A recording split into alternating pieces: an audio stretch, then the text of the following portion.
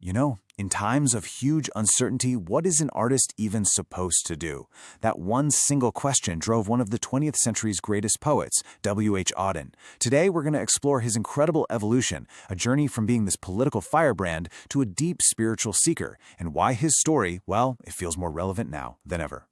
And this is really the question at the heart of it all. For Auden, it was a lifelong struggle. He was constantly torn, Should an artist be a voice for political change, basically an activist with a pen? Or is their true calling something more personal, a quest for meaning in our inner lives? This conflict would literally define his entire career. So, who was this guy, Wystan Hugh Auden? Well, he was a British-American poet whose influence it's hard to overstate. And believe me, this was no one-note artist. His work covered this incredible range, tackling everything from the brutal rise of fascism to the deepest questions of faith and the human heart.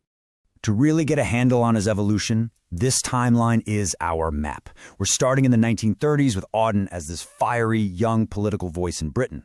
Then comes the huge moment in 1939 when he moves to America. That move sparks this profound philosophical and religious turn in his work, a journey that eventually leads to him winning the Pulitzer Prize in 1948. All right, let's start with that first phase. Back in the 1930s, Europe was an absolute pressure cooker of political crisis, and Auden's early poetry was written right in the middle of that storm.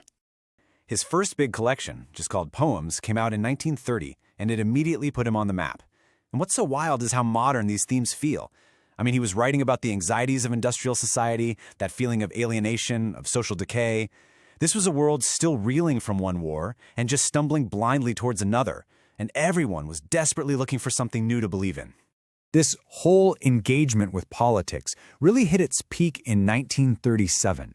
The Spanish Civil War was raging, and it was a clear battle between democracy and fascism. Auden writes this poem, Spain, and it wasn't just commentary. Oh no, it was a powerful, passionate call to get up and do something. So the crucial thing to get here is that for the young Auden, poetry had a job. It was a tool, right? A way to wake people up and make them see their own responsibility in a huge moment of crisis.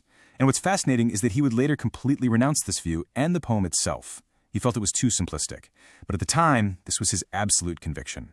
But then, everything changed. In 1939, right on the eve of World War II, Auden makes this life-altering decision. He leaves Britain for the United States. And this wasn't just a change of scenery, it triggered a fundamental seismic shift in his entire worldview. And the shift was, it was dramatic. On one hand, you've got the British poet, totally wrapped up in public crises and political ideas. On the other, the American poet, who turns inward. The focus moves from the collective we to the individual I. From talking about societal collapse to asking these deep existential questions about morality and eventually Christian faith. You can see this pivot perfectly in his 1940 collection, Another Time. It's got one of his most famous poems, September 1, 1939, which he wrote literally as Germany invaded Poland. In it, you can just feel his deep disappointment with the political failures that led to the war. He starts to make the case that real change doesn't start with governments and armies, but inside the individual human heart. And this turn inward would lead to Auden's most famous American work, a long poem that didn't just capture the feeling of the era, it actually gave the era its name. The setting is so simple, but it's incredibly powerful.